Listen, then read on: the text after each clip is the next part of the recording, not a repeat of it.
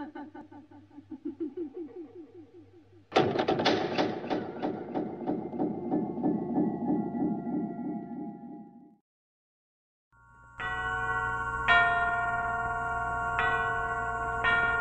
now, Suspense.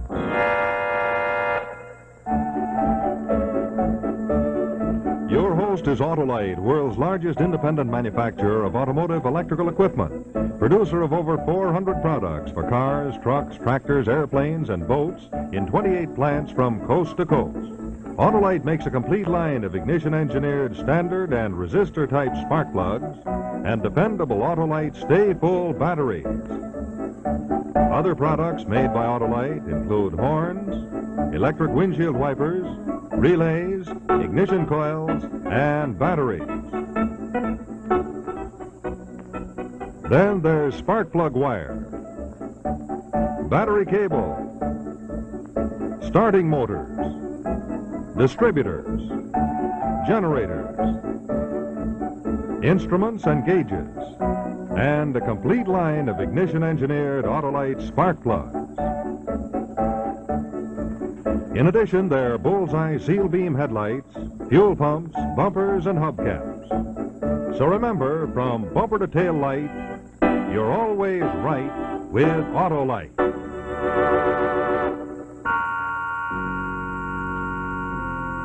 And now, Autolite and its 96,000 dealers everywhere present Suspense.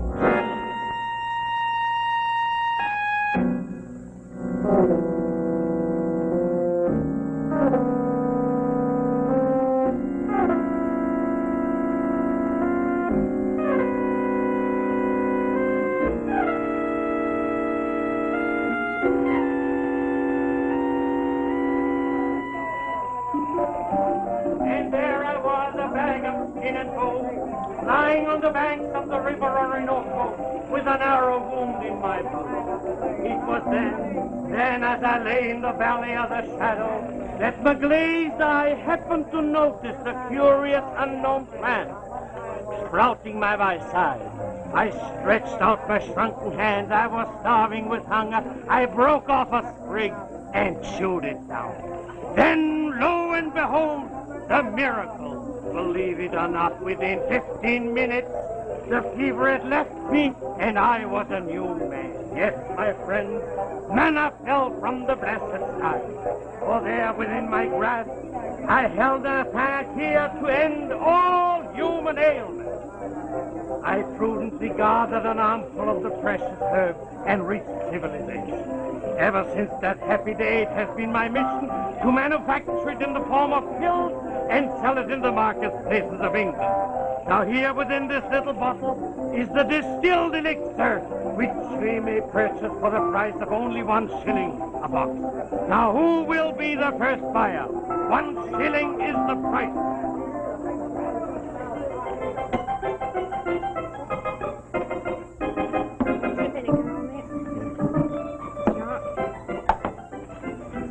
That'll be 6pence, please. Hurry up, my girl. I haven't got all day to wait. How you wait your turn? Who do you think you are? Henry VIII or the fat boy of Peckham? That's quite a comedienne. She ought to be in the music hall. You got the looks for it. Oh, thank you for nothing. Now, what'll it be? Addis Whiting Place or... Well, when I first came in, I fancied a nice piece of Dover sole. But now that I've seen you, I can think of something I like better than fish. Such as? Such as a little kiss to whet my appetite. Here, you take your hands off me, you... That's a nice little flipper you got there. What's your name? Beatrix. My friends call me Bee. Bee, eh? A little honeybee? Now, you ain't off got a nerve for a stranger. Here, there, you're going to stand there all dull, chewing the fat. Oh, anybody think he'd got the place? All that's the matter, please. Say, who do you think you're pushing? I don't think I know. A fake, that's who I'm pushing, a fraud. Who's a fraud? You are, you great fat bladder of lard. I happen to work in a chemist shop here. I took his panacea, as he calls it, to my governor. I had him analyze them pills. The nothing more than bicarbon sugar. Bicarbon sugar, that's what they are. Take back those words. Dr. Potterson. Dr. Maillard. You're a dirty lying quack. Come on, now, you must go. Let go of me.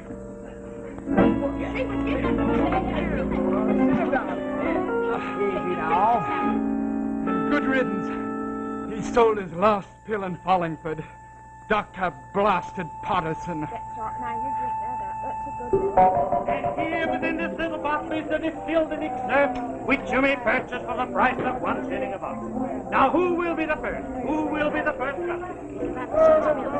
And wait, it might be a good notion to buy some from him. Then he might remember you later when we get down to the real business, eh? Yes, but you'd better stick here. I don't want him to see you yet. You'll need all your wits about you for the job you do on him later. I won't be long. That's them, all right. Clean-shaven, dark complexion, 5'9", check cap. And the girl, red hair, pretty, turned-up nose, check skirt, straw hat, stockings beige. I wonder why they split up. Oh, we've got to keep our mince pies glued on it. The inspector says we must not let them out of our sight. And when Scotland Yard moves in on a job, you can take it from me, they're likely to be pretty slippy customers. What about you following him and me following her? Skirts will be your ruin one day, my lad. And I'll tell you what, as your superior officer, you will follow him and I will follow her. The price is 1 shilling. As a special offer, I'll make it 9 pence. I'll make it 6 pence. But 6 pence only to the first buyer. I'll pay 6 pence. I'll pay 6 pence. I'd like a box of your pills. Your round physique is a very good advertisement. You, sir, do honor to your forefather. I'll tell you what I'm going to do. I will give you this box, and I will give you back your 6 pence. Take this, a concentrated health, as a gift from me to the most sensible person on the entire village green. Thank you, sir. That's most generous of you. I hope you have a very good day, Doctor. Best of luck. Who will be the next?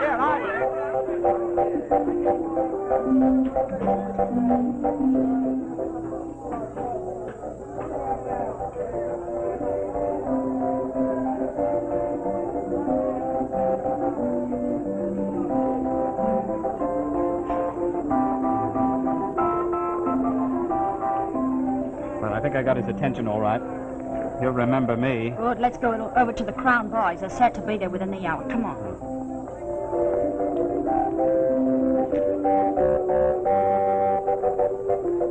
What went on? Well, if I know. He bought a box of those fake pills and then came over here to the girl. Blessed if I know what's going on. What did the bloke say to her? Just caught the last phrase. Something about getting a good place over at the pub. Oh, did he? Well, our instructions are to stick to their heels, so we'll go and get a good place over at the pub. That, my boy, is what I call combining business with pleasure.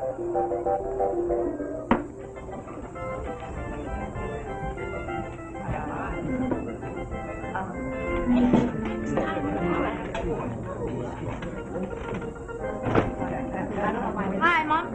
How about another gin? Oh, put some peach bitters in it. All right, gin and peach bitters, eh? Yes. All right. That little bit of fluff's developing quite a thirst. That's her third gin. Yes, she certainly has a capacity. Can't you use any word under 3 syllables? Good evening, my good. Oh, not the talk.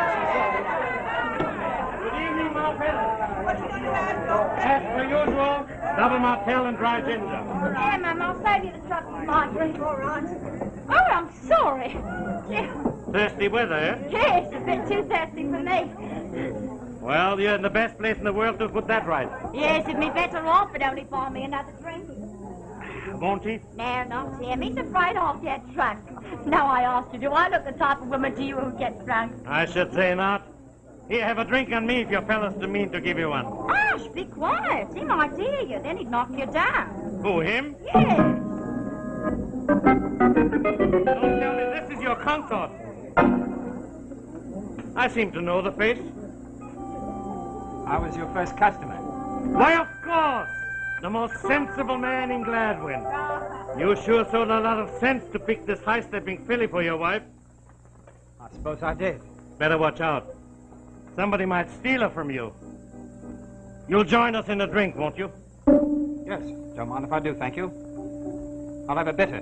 Ma, find a bitter. Another double for me. Your wife was just warning me about you. Oh, he's a regular target when he gets roused, ain't you, Fred? Yes, I can see the holy terror. A real fighting man. That's my motto in life. Fight and win. If you want wealth, fight for it. If you want to talk to a pretty woman in a pub, there's no reason why you shouldn't. Or is there? Here's hoping. Oh, you have got to swallow. I don't like the way the wind is blowing. For once in your life, you said something right. It's going to be a stormy night.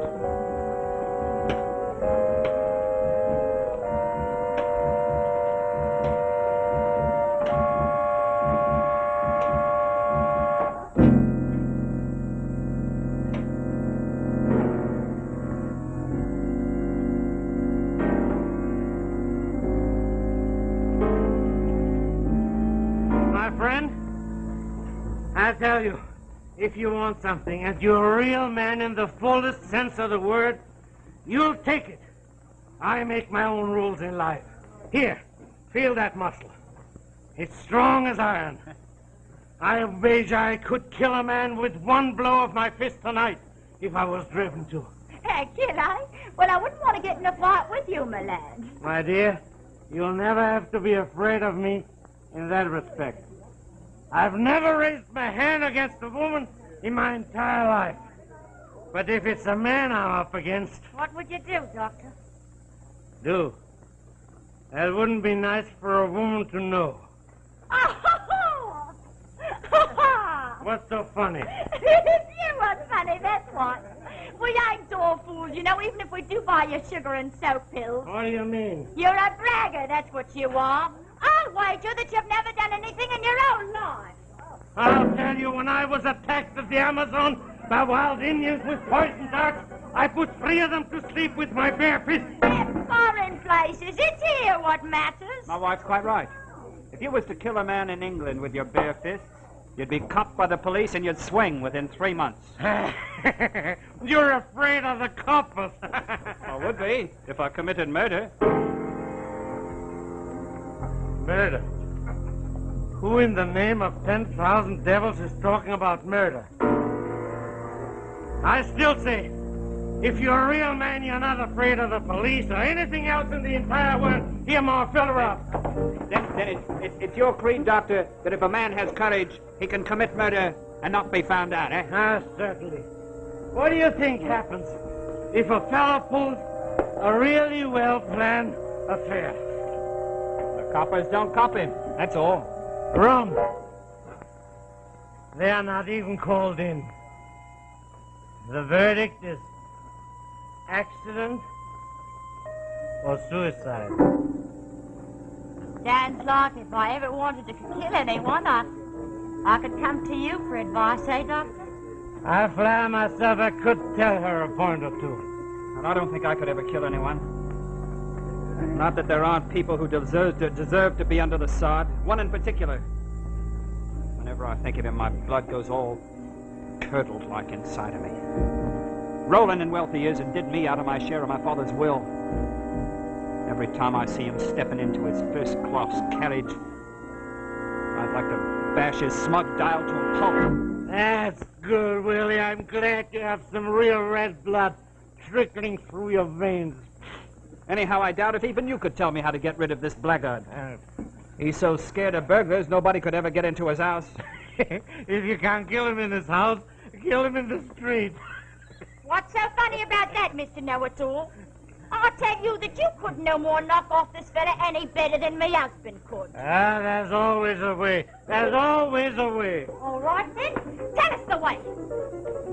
Tell me husband the way, Dr. Cheap Jack. All right. I'll take up the challenge. I'll undertake to tell this underling how to eliminate this enemy he has a grudge against.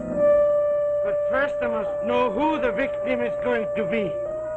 Now tell me, my little man, who is it you have an urge to remove from this veil of tears?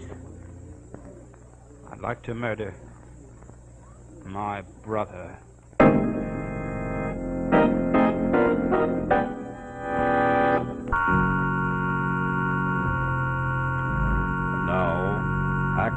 of The Mallet, starring Walter Slazak. So you want to murder your brother, huh? Give him his quietus, as the bard puts it. I'd like to see him lying dead at my feet. You heard what he said, Mr. Know-It-All. Now prove your boasting. You got a test case, me husband's brother. Why the devil do I know what the best plan is if I don't know the man or anything about his ways? I'll tell you anything you want to know. All right. But first I want to make it clear to the bucolic assemblage that Weary Willie here intends to commit a crime and follow my plan.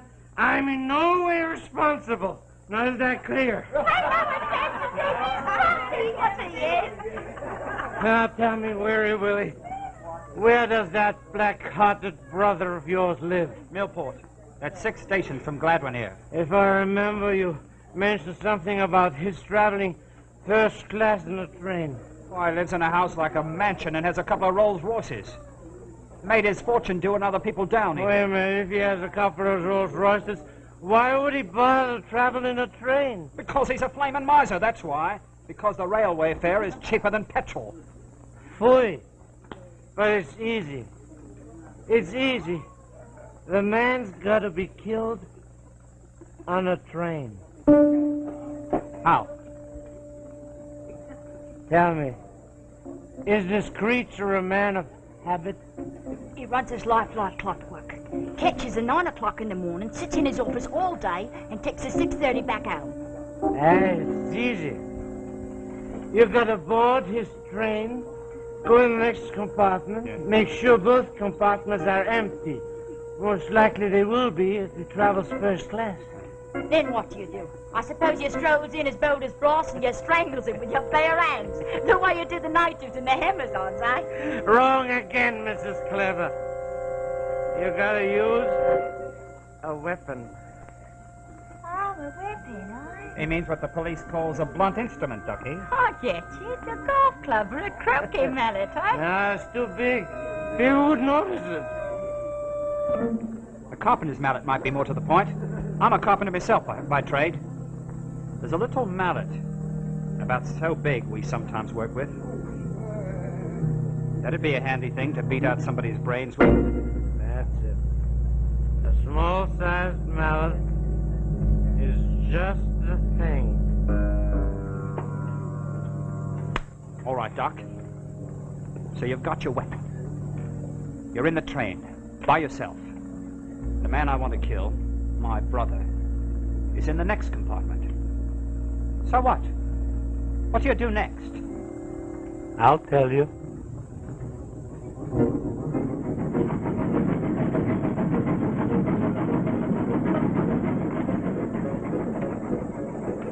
Naturally, you don't carry the thing you're going to kill him with right out in the open. It's got to be hidden. So you carry a bag, a black Gladstone bag for choice. It's sort of obtrusive. Ah, then what do you do?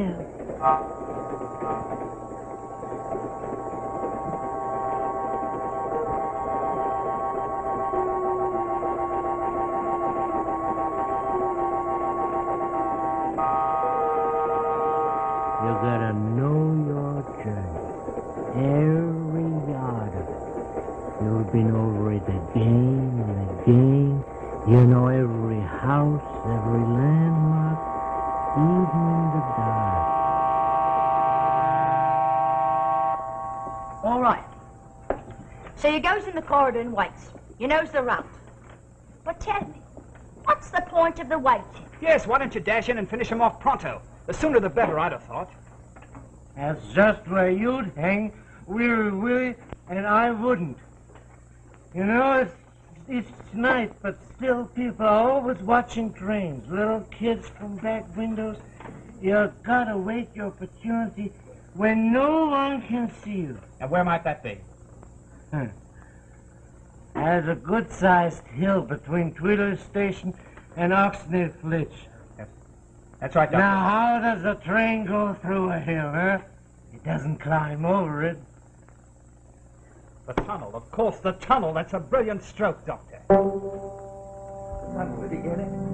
They're certainly getting a plan out of him. Let's get a bit closer. We mustn't miss a word of this. There's one thing. Suppose, when you rush into the compartment with the mallet, he puts up a fight and pulls a communication cord. Ah, you fool! Who's talking of rushing in with the mallet and killing strangers? We are talking of taking revenge on somebody who's wronged you. Somebody you know, and somebody who knows you.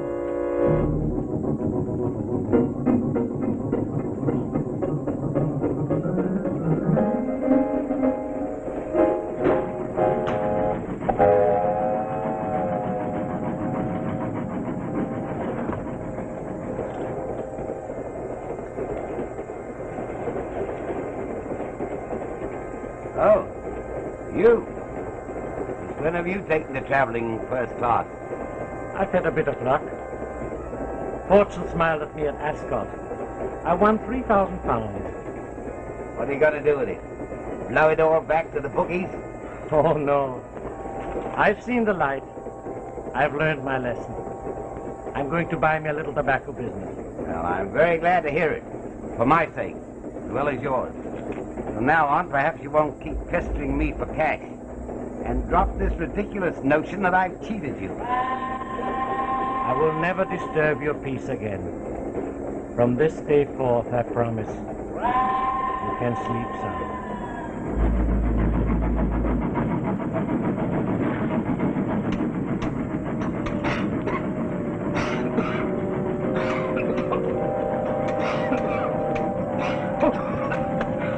Close the window. I always forget this blasted tunnel.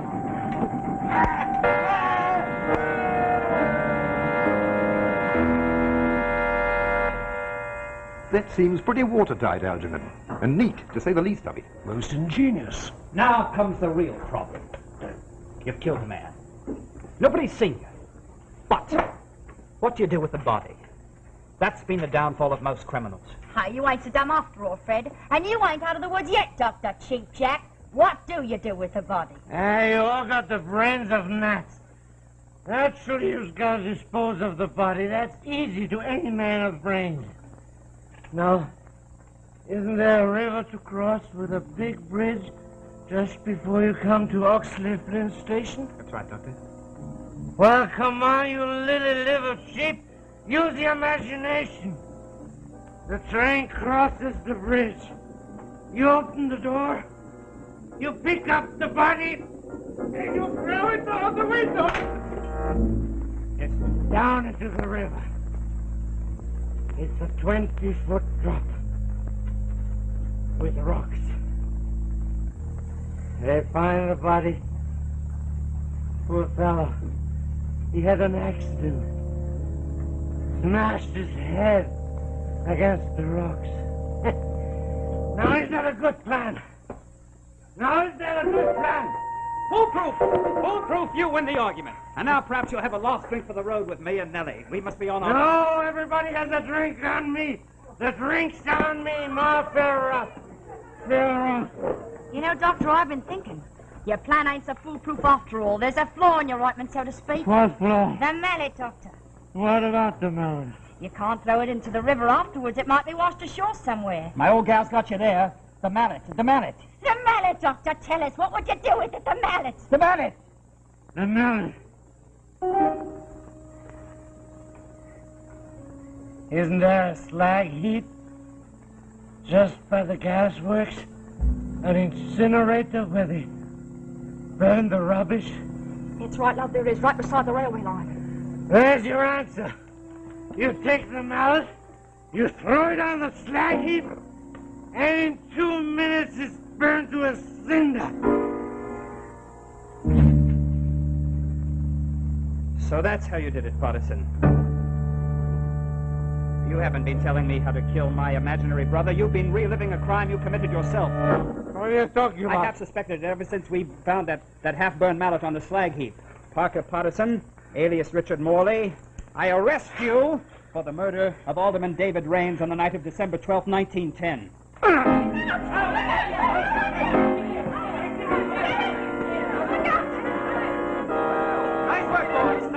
Nice work. Always proud to cooperate with Scotland Yard, sir.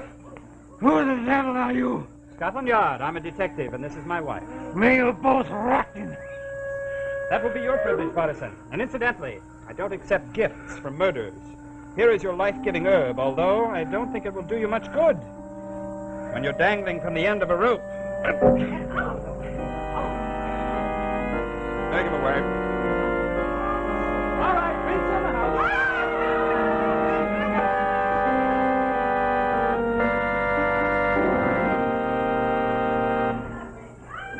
Friends, this is Rex Marshall speaking for Autolite. And before we leave, I'd like to show you the picture of a man who is really in a jam. Oh, yes, he is in a jam. J-A-A-M. It's a traffic jam, and it's all his own because he created it personally. Well, he's really embarrassed, but he proves the moral to our story, and that is, why don't you treat your car or truck to a real #1 motor tune-up at your neighborhood service station, car dealer, garage, or repair shop. Ask your serviceman to test the electrical system of your car. Have him go over it thoroughly.